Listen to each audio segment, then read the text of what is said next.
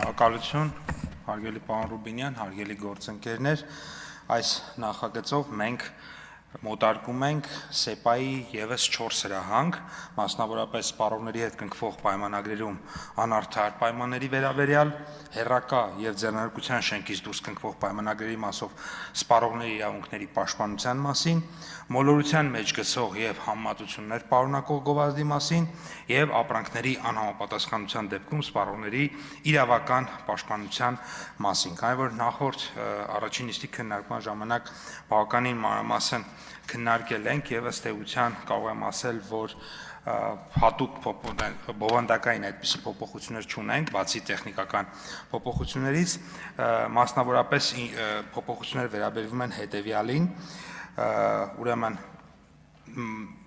տեխնիկական փոփոխություններ են, որոնց չանդրադառնամ, քիչ թե շատ բովանդակային միակ փոփոխությունը հետեւյալն է, տնտեսական մրցակցության եւ սպառողների շահերի պաշտպանության մասին օրենքում փոփոխություն են կատարել, որով առաջարկել ենք դատական ակտերի հարկադիր կատարման մասին բառերը փոխարինել կատարողական վարույթի մասին բառերով եւ այս փոփոխությունը պայմանավորված է կատարողական վարույթի մասին 26 թվականի հունվարի 1-ից ուրեմն ուժի մեջ մտած օրենքի, որով դատական ակտերի հարկադիր կատարման մասին օրենքը ուժը կորցված է ճանաչել, մնացած փոփոխությունները մնացածը ամբողջովին առաջին այն վիճակում է, ինչ որ առաջին ընթերցման ընդունել, օրինակ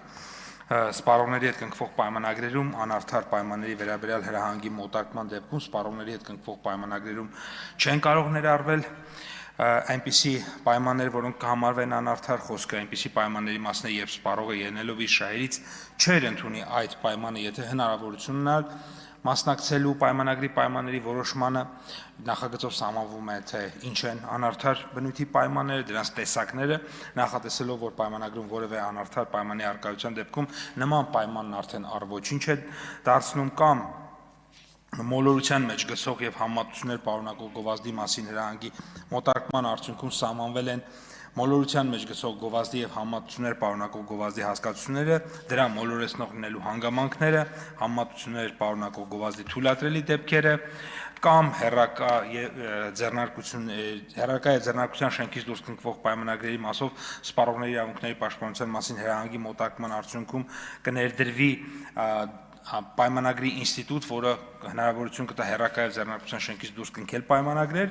եւ ապրանքների անհամապատասխանության դեպքում սպառողի իրավական պաշտպանության միջոցների մասին հրահանգի մոտարկման դեպքում կամրագրվի ապրանքների ներառյալ թվային տարերով ապրանքների ներկայացվող պահանջների շրջանակը եւ դրանց անհամապատասխանության դեպքում սպառողների իրավական պաշտպանության միջոցների շրջանակը, այսինքն այս